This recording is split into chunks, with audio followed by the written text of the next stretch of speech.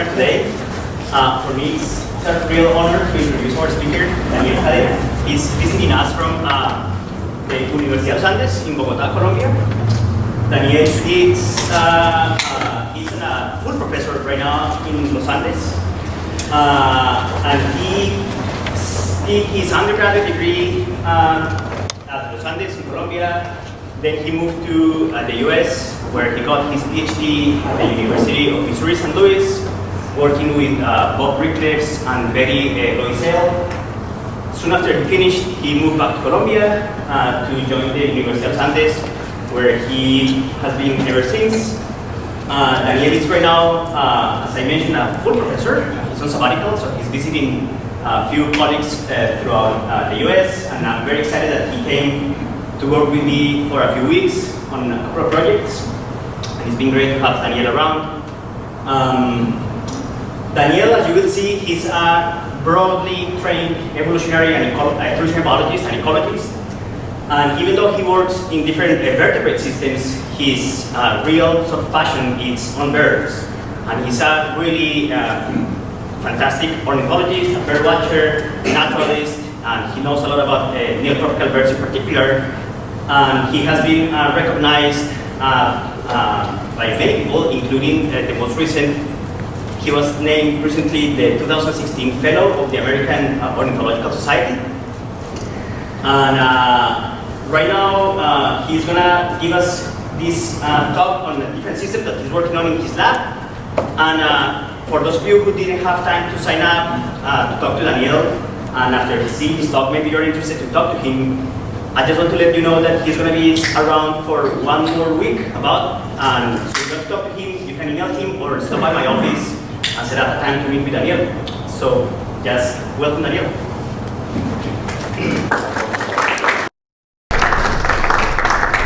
Well, thanks Felipe for the introduction and the invitation, and thanks everybody for coming. I've been here for a couple weeks now and have seen a lot of exciting talks here, very interesting work, so it's an honor to be a part of your seminar series. We were having a few problems with the colors in my slides. Hopefully they're going to turn out all right. So I'm going to talk about today about work we've been doing on sort of trying to understand broad issues such as why are birds so diverse in Northern South America. So a very ambitious question, but what I want to do is sort of walk you through different projects we've been developing to sort of get at that broad question. And as you all know, well, biodiversity is not homogeneously distributed across the world. This is a heat map of vertebrate diversity in the world, and you can see, well, tropical areas always stand out. If you zoom into tropical America, you'll see that there's high species richness in Amazonia, but also in the Andes, and particularly, here's where colors don't work that great, in the foothills of the Andes. And also in the another thing you get in the Andes is that concentration of endemic species. That is, species with very restricted geographic distributions are common in the region. And I'm generally interested in the question of why. Why are tropical ecosystems so diverse in terms of birds, but this is of course true for many other groups. And of course this is not a new question, and people have talked about this a lot, and you're probably tired of hearing of it. But what I want to do today is talk about projects that sort of try to get at this from two angles. One is looking at diversification, and I'm going to talk a little bit about old and new ideas to understand the origin of biodiversity, where do species come from, and then talk a little bit about the interface between ecology and evolution to talk about mechanisms that allow the regional coexistence of species. And in particular, I'm interested in turnover of assemblages across elevational gradients, which I will show is an important component of diversity in these systems. So let's start talking about the diversification. So one of the reasons why people say or think that the neotropics are so diverse is that we have this very complicated landscape with mountains that separate blocks of humid forests on either side, high elevation environments, dry valleys, and there's I guess, a lot of opportunities for allopatric differentiation, for the differentiation of populations in geographic isolation. And here's where my slides are not working very well, but you'll have to believe me that we've done a lot of work in a bunch of different species, maybe 10 so far, and I just picked an example where we sampled broadly across neotropical mountains and looked at patterns of genetic variation. And something we have been finding consistently is that these species have very deep genetic structure. So here you can see that populations from different regions form these mitochondrial DNA deeply divergent clades that associate very well with geography. Oftentimes they associate quite well with subspecific taxonomy. But an important point is that these isolated clades, which have been evolving in isolation for millions of years in some cases, are typically separated by barriers. So by barriers I mean dry valleys separating mountain areas, and sometimes high elevation passes that separate slopes of different cordilleras. And we're finding that over and over across different species. So of course that geographic barriers promote diversification is not a new idea. We know this from the modern synthesis essentially. But I'm going to give you sort of a different take on what I think is an important role of barriers. So people typically think of barriers as you have a widespread species that for some reason, say a mountain comes up or climate changes, it gets split into different populations via vicariance, right? And this is sort of a well-accepted mode of differentiation. But then the other way you can get allopatric divergence is via dispersal across pre-existing barriers. And we did a study led by people at LSU a few years ago in which we looked at diversification in a bunch of different bird groups, 27 different clades, with broad sampling across the neotropics.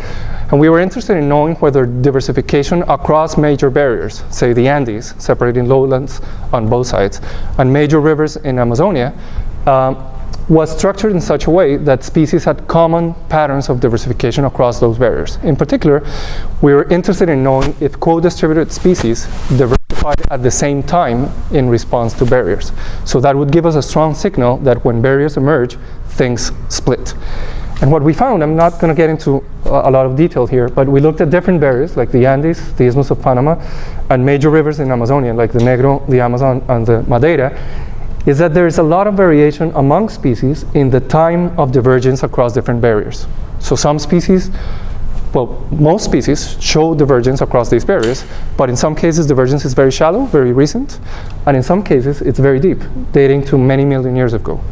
So what we think is that diversification across these barriers occurred at very different times in different groups, and probably what this reflects is that dispersal across those barriers at different times is what initiated allopatry and promoted diversification. So what we argued here is that it is dispersal on a structured landscape because many of those dispersal events occurred after major barriers had formed. That's the factor that is promoting diversification to a large extent, not the sort of old idea of vicariance. But well, people have talked about dispersal vicariance for many years, and I wanted to sort of talk about these photos are supposed to be absolutely gorgeous. And this is bad, but okay. I want to talk about some other modes. Can we get the lights maybe to see if that helps a little bit? Anyway, here, maybe the photo to the right has this gloomy appearance that might convey what I want to show you. But so this is a study site we've been working on in the Sierra Nevada de Santa Marta in northern Colombia. So this is an isolated coastal mountain that goes from sea level all the way up to more than 5,000 meters elevation. So this is the highest mountain peak in Colombia.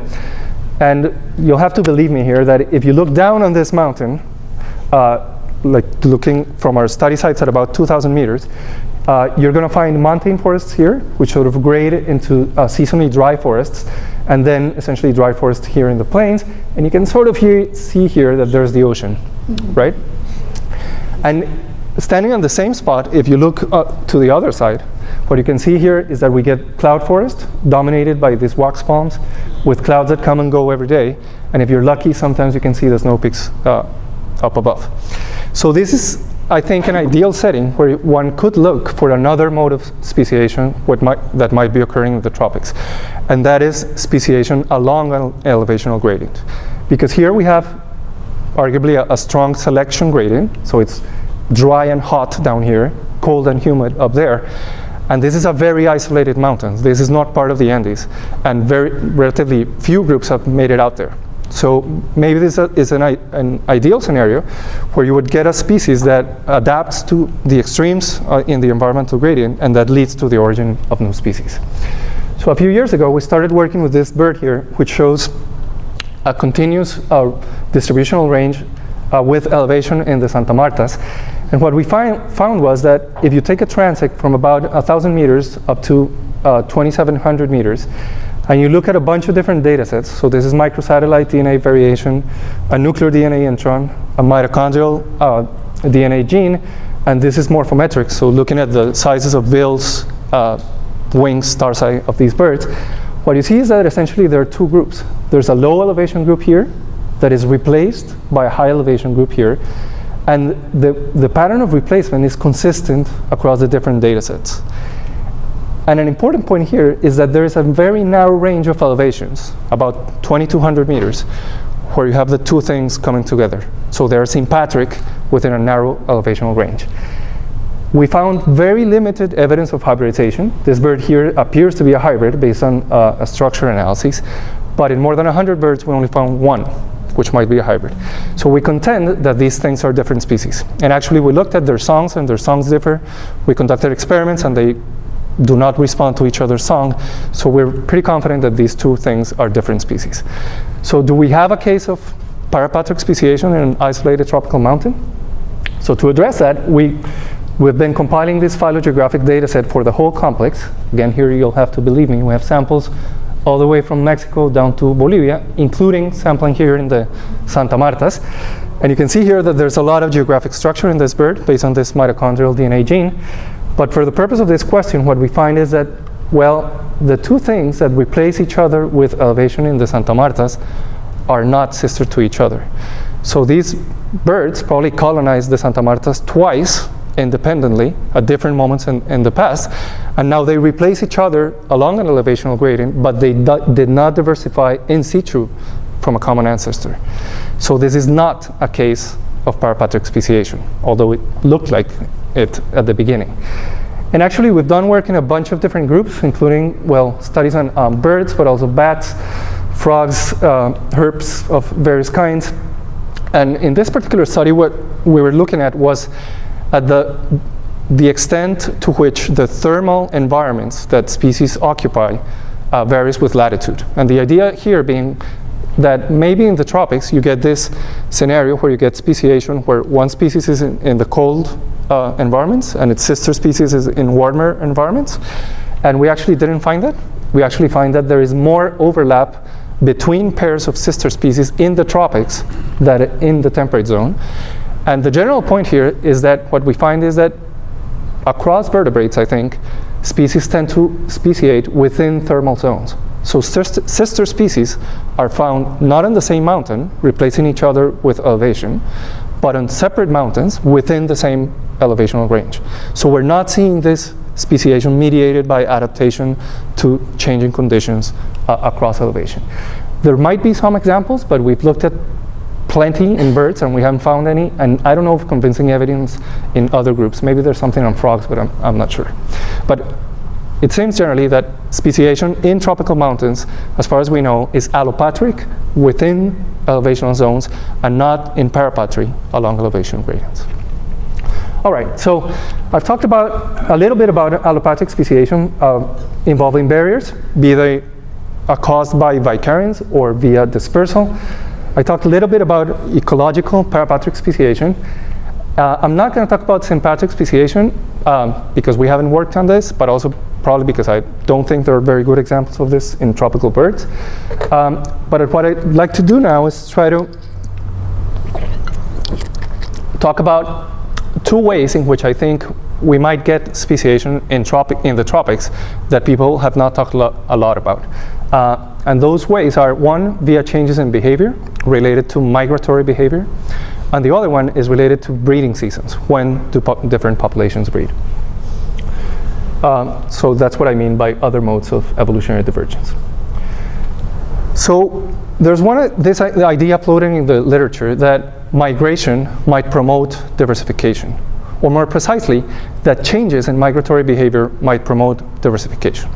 So say you have an ancestral species of bird that is migratory. It breeds here in the temperate zone and migrates to the tropics during the winter, and then comes back.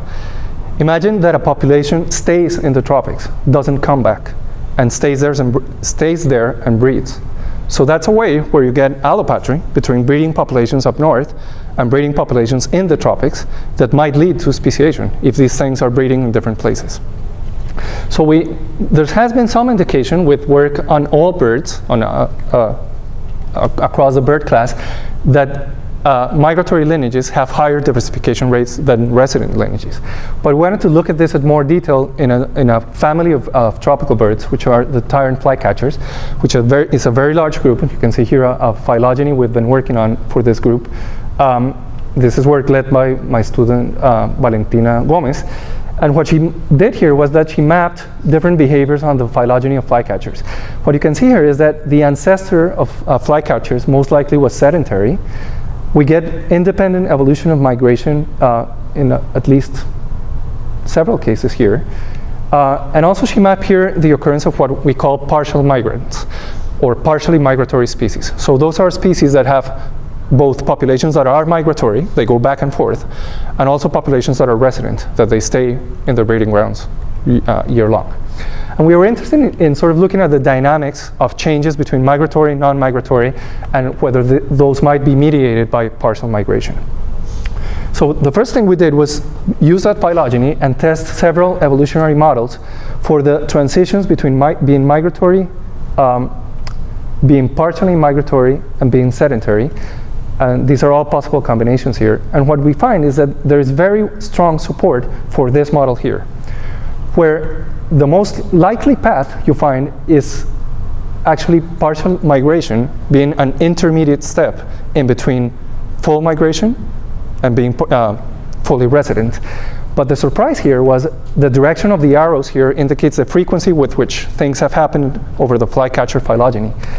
It seems like being partially migratory is intermediate, but it's more often intermediate between populations or species being migratory, becoming partially migratory, and then losing migration and becoming sedentary.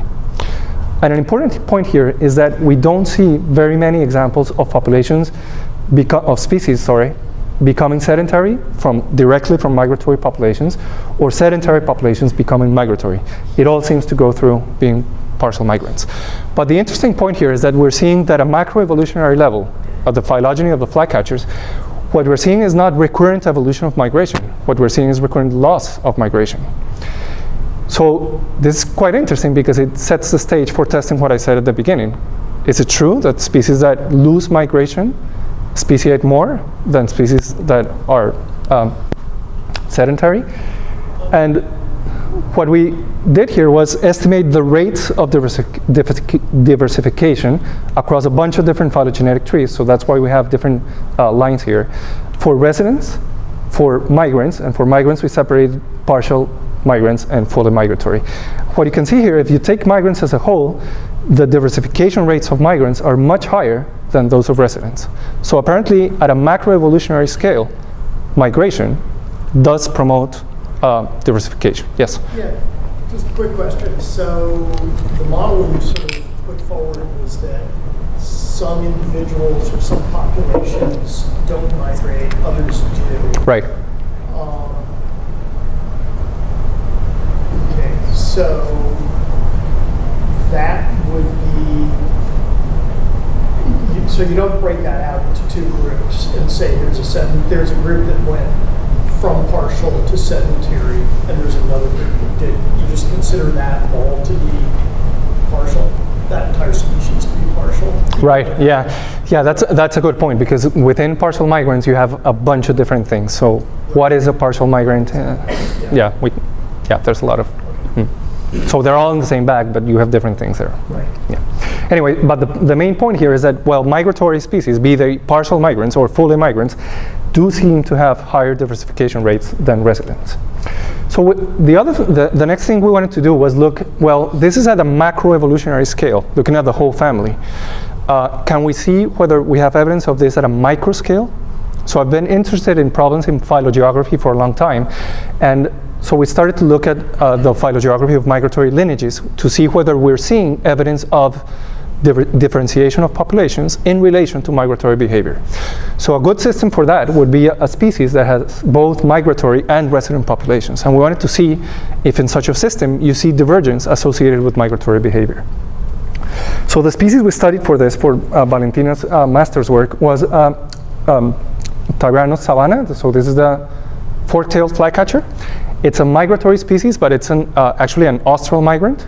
So it breeds down here in Argentina, and it migrates to the llanos of Colombia and Venezuela during the breeding, during the winter, the austral winter, and then comes back. But this species also have resident populations in the Colombian llanos and northern coast, and actually in Amazonia. So we sampled all different taxa in this group and asked the question of, well, is there evidence that residents and migrants are sort of different things from a genetic perspective? And we got at this using genotype by sequencing. So we genotyped 93 individuals, a lot of SNPs, and using a structured kind of approach, what we find is the most likely pattern in the data is that there are two genetic groups. One includes all the migratory populations, and the other includes all the resident populations. So yes, there is differentiation between migrants and residents. But we also ran the analyses specifying different numbers of clusters to see whether there is structure beyond this sort of overall pattern. What we find here is if you take the extreme here, there's a lot more genetic differentiation between or within migratory lineages than within sedentary lineages. So sedentary lineages have no structure whatsoever, whereas migratory lineages have a lot of geographic structure, or some geographic structure at least. So then the question is, well, what came first? Were migratory lineages originated from resident lineages, or did it go the other way around? So we took the same data and put it in a phylogenetic analysis, and this is what we find. So actually, there's a lot of structure in this phylogenetic tree, but the main point here, is that look at all these deep branches here in the tree. This is not a clade, actually. So this group is subsequently sister to all this here, and this is sister to all this here. So migratory lineages are all on the base of the tree, whereas sedentary lineages are all near the tip of the tree, and they're all sort of derived within this clade. So it appears pretty clear here that sedentary lineages are derived from migratory lineages. So this mirrors the pattern we were seeing at the macroevolutionary scale. So these things are not gaining migration, they're losing migration. So maybe through the loss of migration, with migratory populations becoming sedentary, we're getting evolutionary divergence that might be a precursor for speciation. So here, this is a mode, I guess, of allopatric speciation, but it's behavior what generates those allopatric distributions, not changes in the landscape as traditionally argued. If there are more questions, just interrupt, please. Yes? I mean, one argument might be that this is post-Pleistocene and that the migration was selected during the ice ages, and that's no longer true. That's a very good idea. Yeah, that's something we discuss in the paper, actually. There are a lot of examples, not only this, but also of contemporary species losing migration over decades, over recent decades. And an argument might be, well, we're in a sort of warm period where it might pay to stay, whereas when the climate was more severe, you would get a lot of instances of evolution of migration. Yeah, and this is probably very recent, although, well, there's a lot of data here. This is why we get this deep divergence.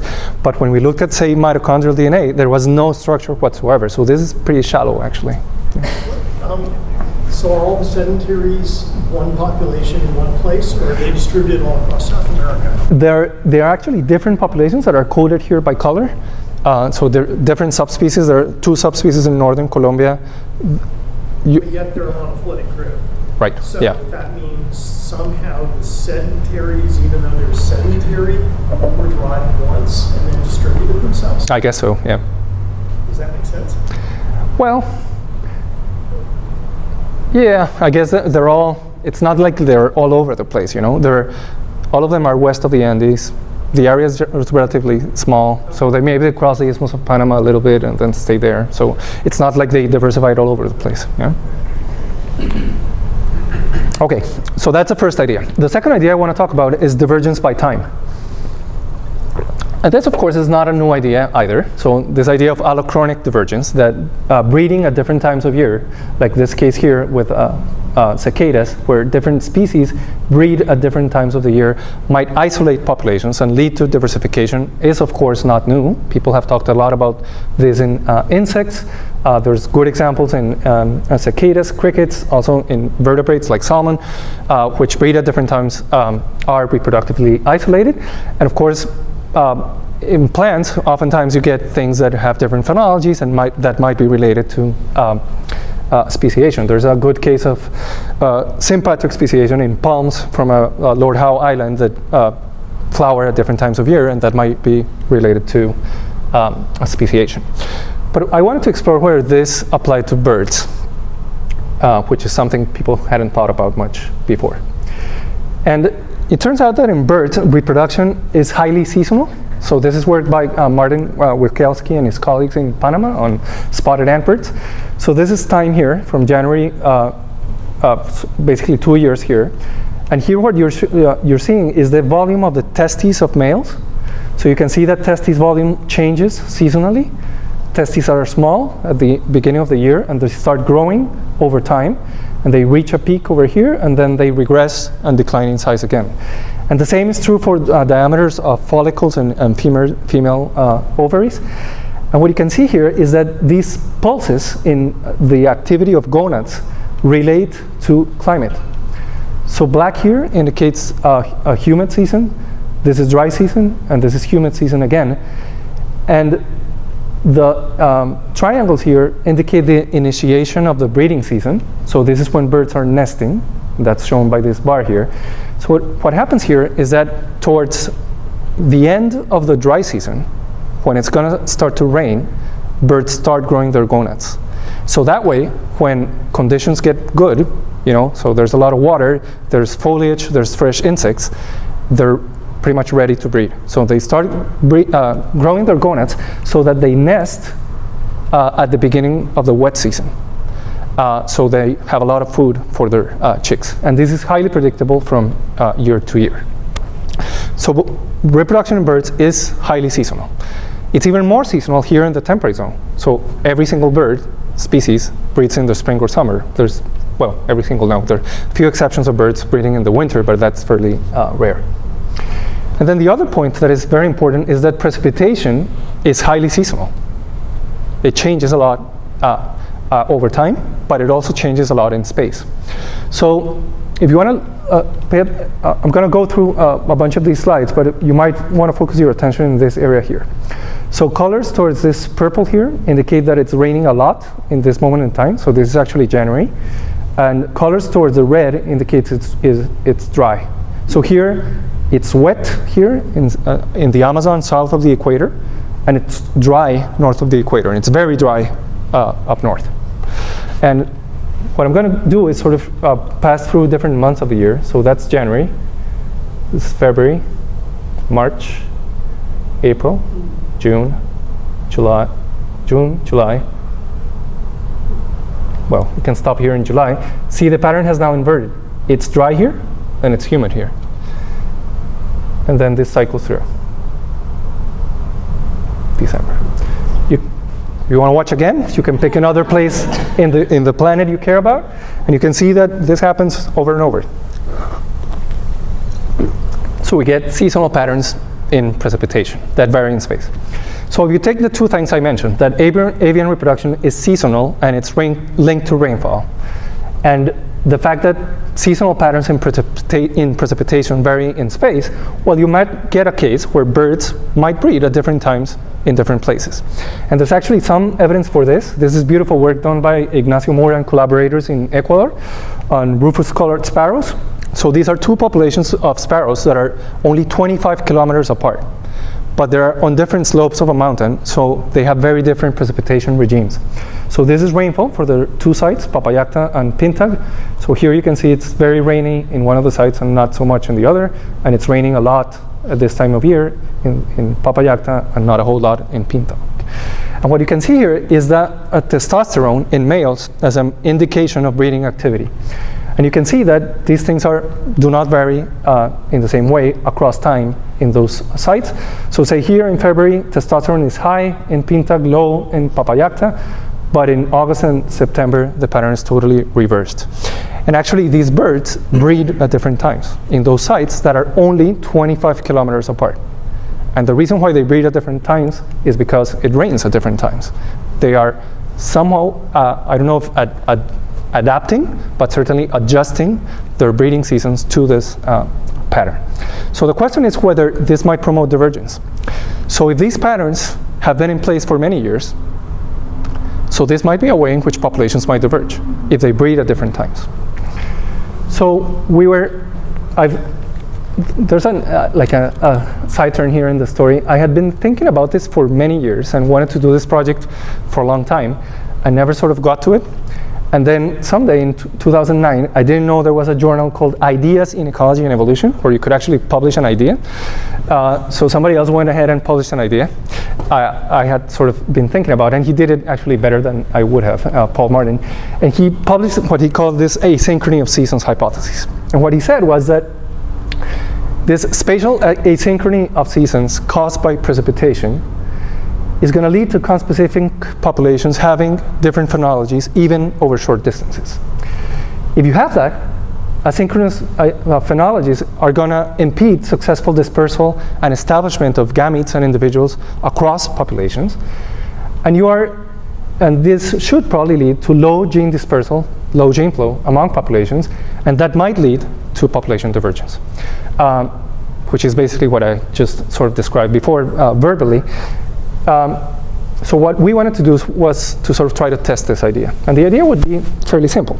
So if you have a map where you have latitude and longitude here, different sites, and you could quantify how asynchronous breeding regimes are between different sites, and then you could relate the asynchrony in rainfall to a measure of population differentiation, say genetic distance, you should expect a positive relationship if this hypothesis is true, right?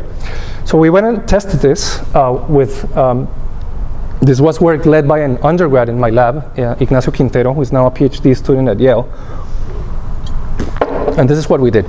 So the first thing we did was look for bird species that had good information on locality data and which had mitochondrial DNA phylogeography data sets that we could use to estimate divergence between populations. So we collected a bunch of those. Then we had to quantify asynchrony in breeding seasons in precipitation, between different sites and among sites.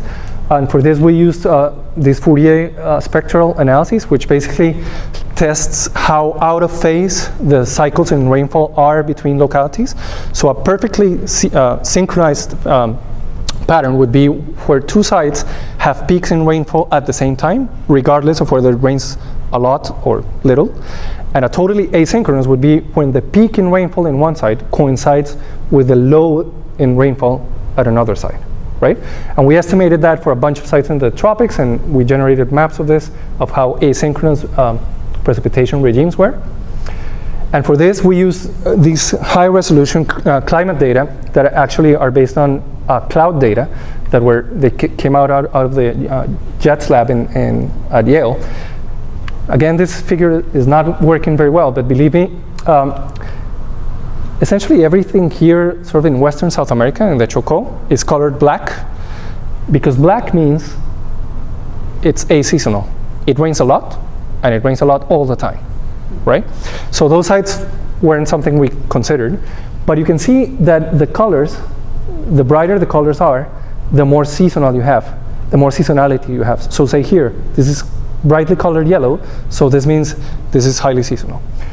The colors don't work very well, but the point is that you might have sites that are very seasonal, but have peaks of precipitation, say in February, so that would be yellow, and you have sites that might be very seasonal, but have peaks in precipitation, say in August. So those would be highly seasonal, but highly asynchronous. So you would expect populations to diverge when you have situations like that. And the interesting thing is that, well, this isn't working very well, but what I want to show here is that this is Colombia. So this is the northern tip of South America. This is Lake Maracaibo in Colombia and Venezuela. You might be able to see here that we find places that are that might be close together in space, but have highly asynchronous rainfall precipitation regimes. So we sort of get around the problem of geography because we have places that are close together, that are not separated by barriers, but differ in precipitation seasonality. So we can ask the question of whether populations that are more, in principle, expected to be more asynchronous are more genetically divergent. Yes? Are those macroclimate effects, or is that topography driven at that small scale? Yeah, that's a good point. This is cloud cover, which is sort of very general, but it's very interesting that this is what I wanted to show here, but it didn't work very well. It picks up like local things, like at the kilometer scale, you might see differences because it's modulated by local topography, and these have very high resolution. Yeah, this was the point of this figure, but obviously didn't get it. Anyway, so the idea is this. So if we have a population, say, that lives in a site where precipitation peaks here, say during the middle of the year, then the hypothesis would be that birds are going to be breeding here, right? And here's another population where precipitation peaks actually at the beginning of the year, and it's lowest at this time of year. So the breeding seasons here are going to be quite different. So here the asynchrony between these two is going to be quite high because the peaks in precipitation are displaced over time. So we would expect moderate gene flow here. Whereas these two populations, you see that the rainfall pattern is quite similar, which would mean that the breeding seasons are going to be quite similar, and the overlap is quite high, so we would expect higher gene flow. And we would expect the lowest gene flow when things are totally asynchronic, right? So that's sort of the logic of what we did. So basically what we have is, for a given bird species, we have a matrix relating different sites in terms of their precipitation asynchrony, and we can relate that to the genetic distances among those sites, right? Like using a regular mantle test. But of course, this would be overly simplistic because I've been talking about the role of barriers, so we need to somehow account for the role of barriers. So to do that, what we did was we used ecological niche models based on climatic data and vegetation data to generate maps of the potential distribution of species. And then we calculated the resistance to disperse across different elements on the landscape given these niche models. So we have another matrix that we're going to call a resistance distance matrix that basically measures how hard it is for the given bird species to move across the environment that is in between two of our study sites. And we can ask how much of the variation in genetic distance is accounted for by precipitation after you factor out the effect of environment beyond seasonality in rainfall. And we repeated this for some 60 species of birds, 56 actually, birds in a bunch of different groups. And here's a summary of what we found. So what I'm showing here is, so these are the Mantel coefficients from the analysis I showed before. So 0 would mean there's no relationship between asynchrony in rainfall and genetic divergence. Negative values would mean that there are negative relationships with which we would not expect given the hypotheses, and positive values would indicate positive relationships which are predicted by the hypotheses. And what we find is when we look at this across species, well, many species have values above 0, which is what we predicted. And actually we did a meta-analysis looking at the effect across all species. You can estimate a cross-species value for the relationship between asynchrony in rainfall and genetic divergence. And that cross-species estimate does not include 0 when you calculate a confidence limit, and it's actually positive. So this is consistent with the hypothesis. Across these 56 species, we see evidence that populations that occur in sites that are more asynchronous in rainfall are more genetically divergent. Of course, we have a bunch of species that show negative patterns. I can talk about that later. We have a bunch of species that show nothing at all. So I'm not saying this is strong, but there is a signal across species. Well, you guys might be wondering, well, where's the connection with breeding seasonality? I've just showed asynchrony in rainfall related to genetic divergence. I haven't showed that birds breed at different times at different sites. It's an assumption I'm making so far. So we've been trying to formalize this by seeing whether birds actually breed at different times in the year. And for this, we're using museum specimens. And at first I said, well, let's try to look at the most common bird in museum collections, because this is what gives us the best chance of getting good data. So we looked at Glyphorhynchus spirurus, which is a wood creeper, which has been extensively collected across the neotropics, and we obtained gonad data from specimens. And we wanted to see whether from the gonad data in specimens, we could infer something about populations breeding at different times in different places. And we actually got a lot of data, about more than 1,000 specimens of this bird. And one of the patterns in South America is that rainfall varies a lot whether you are north of the equator or south of the equator, because it relates to the movement of the intertropical convergence zone. And that's what explains what we were seeing in the maps, that when it was dry in Amazonia, it was wet up north. So the first thing I wanted to know was, well, do birds south of the equator are breeding at different times than birds north of the equator? And this is kind of sad, but when you put all the data, so this is more than 1,000 specimens, and you parse them by sex, by date, by having good locality data, and by having gonad data, at the end you don't have a whole lot. And I don't want to make much of this, but the point here is that maybe here we can see, so blue means non-breeding, red means breeding. There seems to be a pattern with more red up north at this time of year, but I'm not going to make much of this. So the point here is that, well, even the better collected species in the neotropics is insufficient to answer this question. And I want to put a plug in for the importance of museum collections, and we need to obtain more specimens to answer questions like this. So that's not going to work for now. Something else we're doing is trying to see whether we can look at vocal activity of birds in different sites as an indication of breeding activity. And this is sort of interesting. So if you take all the records of all birds in the neotropics from archives such as the Cornell Macaulay Library of Natural Sounds, well, it seems that there are more recordings from the northern hemisphere in the early months of the year, and there are more recordings from the southern hemisphere in the second half of the year.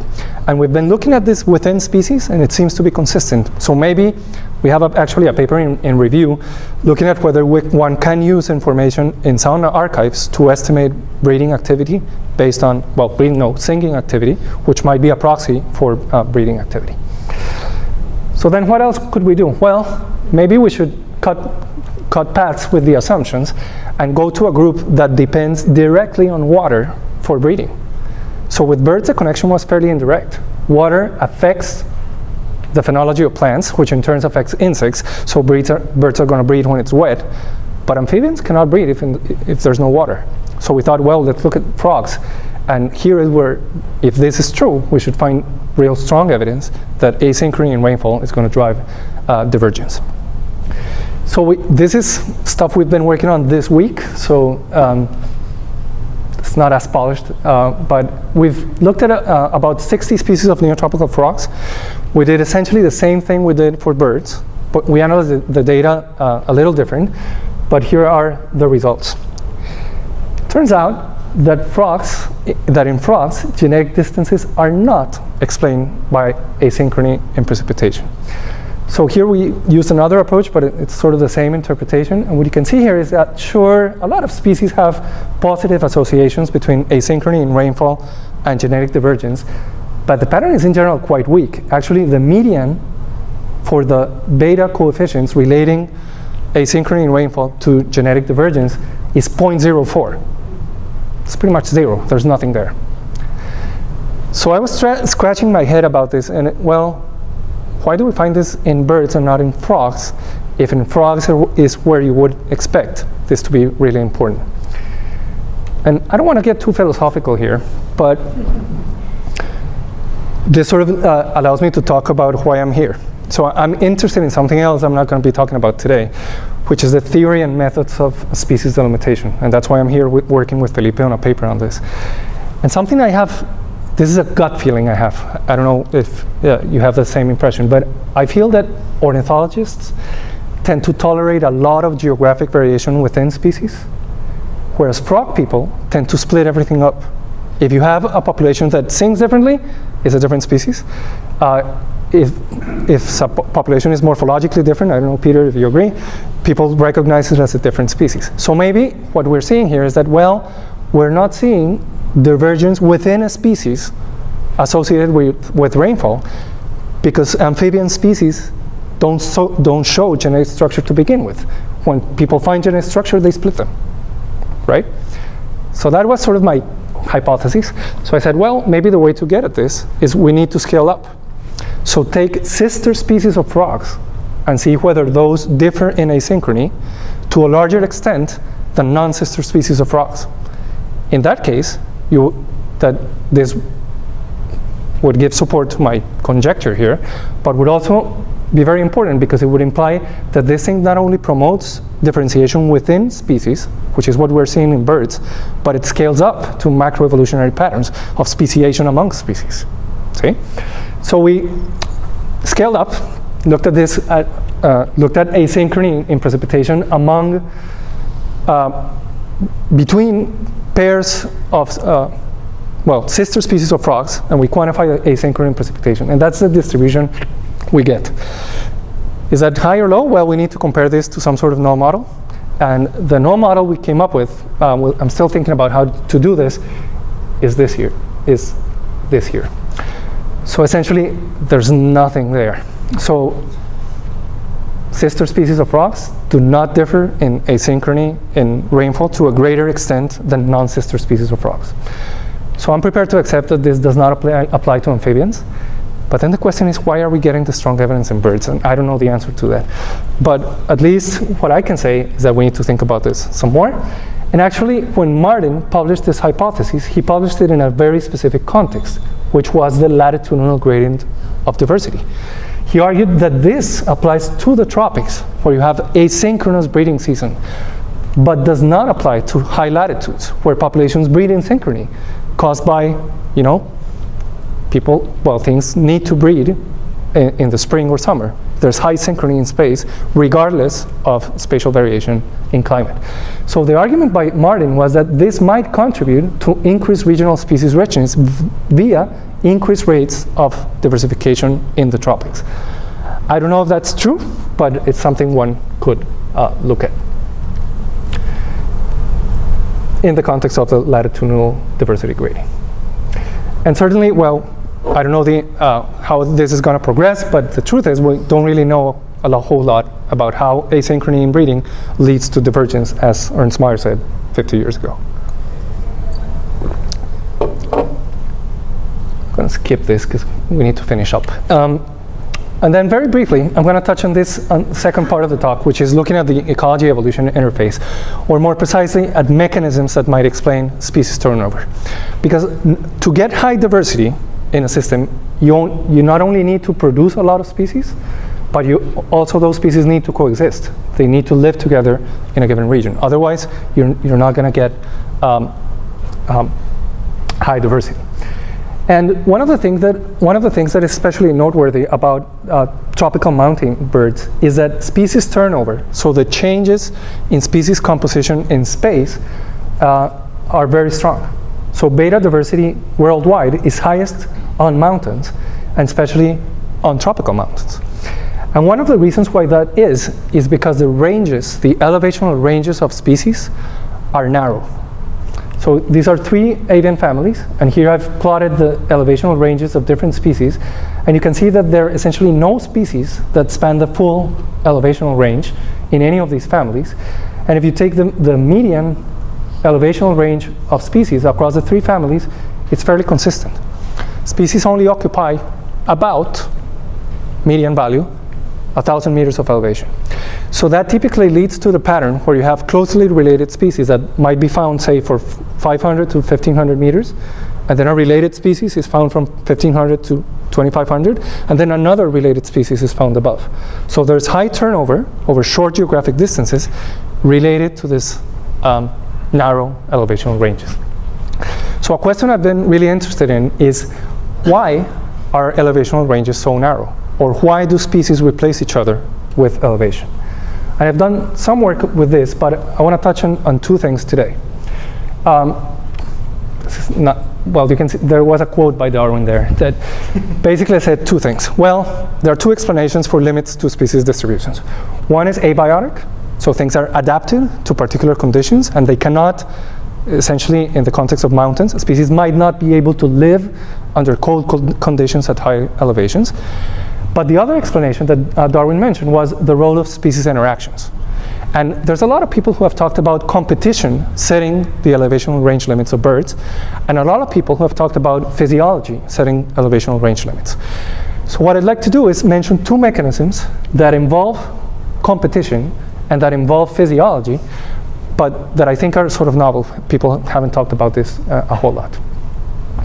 And I'm going to speculate about whether those mechanisms might apply to tropical birds. And I'm going to go really fast because I have like maybe 5 minutes left or so. So this is a typical situation in a tropical mountain. This is from New Guinea, worked by Jared Diamond. Two related species. This is an elevational gradient. They replace each other very sharply. So this species goes up to here. The species starts down here and goes up to here. And the curves here show the abundances. So this is very interesting that the replacement occurs at the elevation where both species are most abundant. So this is most likely not physiology, but it's probably interactions. They both could live there, but they're excluding each other. And what Diamond showed was that oftentimes when you find only one of those species in a given mountain is going to occupy the full elevational range. So the inference was, well, these things are competing and they're excluding each other. When you don't have the competitor, things might expand and occupy the full range. So people have typically thought about this problem like this. Well, there are two species that compete and say this guy here has a negative influence on this guy here. He's a stronger competitor, so he's going to exclude it from part of the elevational range. Typical interference or exploitative competition. So what I want to mention today is another possibility, which is indirect competition between species, which is mediated by natural enemies. So this is, of course, an idea that is not new. Holt talked about this many years ago. But the idea here is that maybe this species here has a positive effect on, say, a pathogen. A positive effect because it tolerates it, so the pathogen can multiply within this species. But say this pathogen has a negative effect on this species here. So these guys resist the pathogen, allow the pathogen to become abundant and to infect individuals of the other species. But this guy here is not resistant, is susceptible. So this species excludes this other one, but it's via its interaction with the pathogen. So people have called this pathogen-mediated apparent competition. And we're starting to think about ways to think about this idea and maybe test it. And a good model system might be avian malaria. You might know the examples from Hawaii where malaria was introduced and it wiped out populations of birds that were naive, had not coexisted with malaria, and also has restricted the elevational ranges of species. So this might be a mechanism that applies in tropical mountains as well. So back to Santa Marta, my beautiful picture that doesn't show up. So we've started looking at this with large samples of individuals and species. So this is a transect in Santa Marta where we looked at a bunch of different birds, estimated the prevalence of malaria. So there's some malaria in Santa Marta. So this is work led by my student, Paulo Pulgarin. And what we've started to do is look at species pairs and see how prevalence of malaria varies. So these are the two cryptic species I mentioned before that we sort of demonstrated that they occur on the elevational gradient. So this is a lower elevation species. Red are individuals that are infected, white individuals that are not infected. Prevalence is quite high. A quarter of the individuals have malaria. But it turns out that its its congener that replaces it at higher elevations has no malaria whatsoever. Might this mean something in relation to elevational replacements? Maybe. We've been working also on a data set from Papua New Guinea, where Diamond actually worked for many years. Here we have more data, more individuals, more species. Prevalence is higher, almost twice as higher as in Santa Marta. And here we have similar cases to what we see in the Santa Marta Mountains. So here's a species restricted to low elevations, essentially has no malaria. Closely related species replaces it above. Essentially every individual, or pretty much every individual, has malaria. Is there a pattern there? I don't know. There are three species here that replace each other. Prevalence is very high with elevation. The low elevation species has malaria. The middle elevation also has, the high elevation also has, with very high prevalences. And here we find, using genetic data, that each of these species has a different parasite, a different malaria parasite. So here we might have a case where every species has its own parasite that does not allow the coexistence with the other species, maybe. Here's another case where 3 other species replacing each other with elevation with very high prevalences of malaria. And here, these actually have parasites that are all over the parasite phylogeny, so they're not exclusive. They are sharing parasites. So I'm not going to conclude anything very strong here, only that this seems kind of suggestive. So we might, well, let's look at these guys, where we said, well, this is probably competition. I bet they're going to have different malaria parasites. They're going to be totally infested with malaria. This is going to be a strong mechanism. And it turns out, no. These birds don't have any malaria. Prevalence is less than 2% in both cases. So I'm not going to say that the first patterns demonstrated that malaria mediates elevational replacements, but I can say here that it doesn't. This actually rejects the hypothesis in this particular species. So to conclude, at least some patterns are consistent with scenarios where parasites may mediate elevational replacements. But of course, there's a lot of things we don't know. We don't know how to distinguish cause and effect. Is it that parasites limit birds, or birds limit parasites? Are parasites and hosts responding in parallel to something else? We don't know. And of course, doing experiments here is going to be hard. What about vectors? We don't know anything about vectors. We should probably study vectors to see whether there is potential for vectors to move things across the elevational gradient. And I think I'm going to have to skip the rest I had very quickly because we don't have time. Sorry about that. But sort of to summarize, the main point I want to make is that, well, people have been interested in diversity patterns for a long time. Humboldt talked about these diversity patterns on mountains, changing species diversity with elevation, turnover in species composition with elevation. And I think there are 2 take-home messages here today. One is that, well, the first part sort of showed you that explanations for tropical diversity oftentimes invoke massive changes in the landscape, things like mountains coming up, climate change, etc. I showed that behavior might promote diversification without changes in climate, and also sort of showed that standing patterns in climate might lead to diversification without invoking any changes. And that's sort of a novel thing, I think, novel way of thinking about this. And then the other issue is the issue of turnover in mountains. And what I didn't show you at the end was that we're also working on physiology and looking at the physiology of eggs.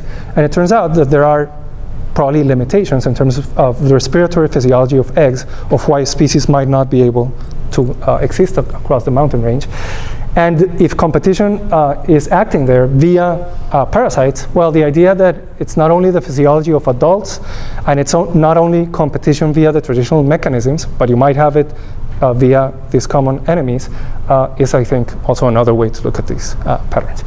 Sorry I had to rush a little bit at the end, but with that, I'll end and simply thank. I think I'm getting old because I have already 4 generations of people in my lab that have been working with me on all this. So much of this work has been done with undergrads and masters and PhD students at Universidad de los Andes. So thanks again for listening and for having me.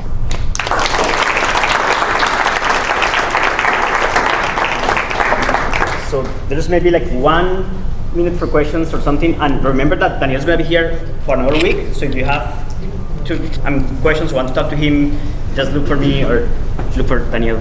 Peter. Yes? Super talk, Daniel. Thank you. Isn't it surprising that the avian malaria exists at over 2,000 meters? Malaria mostly found in lowlands.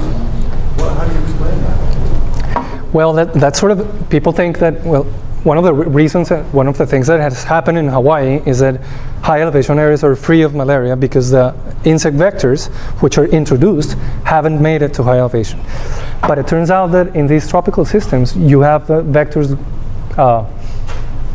with wide distributions in the mountains. There's actually a paper by Chris Witt and his collaborators in Peru, showing that the peak in infection of avian malaria is at 3,500 meters.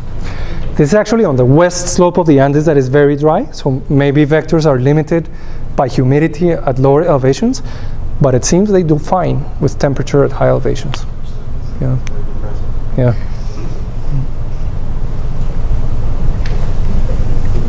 Anything else? Thanks again. Thank you.